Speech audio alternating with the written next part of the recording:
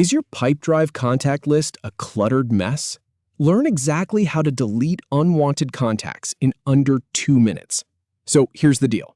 I'm going to show you the exact steps to delete any contact safely, from opening Pipedrive to confirming the deletion. No guesswork, no worrying about accidentally removing the wrong person. All right, let's jump straight into it. First, open up Pipedrive in your browser. I'm assuming you're already logged in, so you should be on your main dashboard right now. This is the view you see every day with your pipeline and your activities.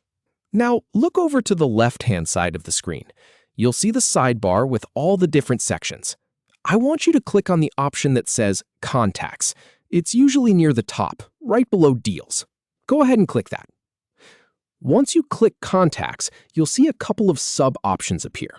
You want to click on People. This is where all your individual contacts live, as opposed to organizations, which is for companies. So click People. Give it just a second for the People page to load. Depending on how many contacts you have, this might take a moment to process. And there we go. You should now see your full list of contacts in a table format. All right, now comes the part where you need to actually locate the contact you want to remove. Scroll through the list or use the search bar at the top if you have a lot of names. This is where having a clean system really starts to pay off.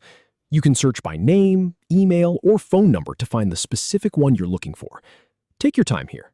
In my experience, rushing this step is the most common way people accidentally delete the wrong person. Once you've found the right contact, look all the way over to the right side of that contact's row. You should see a small icon that looks like 3 dots stacked vertically. That's the 3-dot menu. It's pretty easy to miss if you're not looking for it, so keep your eyes on the far right edge of each row. Go ahead and click that 3-dot menu. A small drop-down will appear with a few options. You'll see things like Edit and maybe Merge. But what we're after is the option at the bottom of that list. Click on Delete. Now, and this is the really important part. Pipedrive will show you a deletion prompt. It's a pop-up box that asks you to confirm that you really want to delete this contact. It will usually show you the contact's name and sometimes their email, just to make absolutely sure you have the right one. Take a second to double-check the name in that prompt. I always do this myself. If everything looks correct, go ahead and click the red or the Confirm button to finalize the deletion. Wait for Pipedrive to remove the contact from the list. This usually happens almost instantly. But if your list is large, you might see a brief loading spinner. Just give it a moment. And that's it.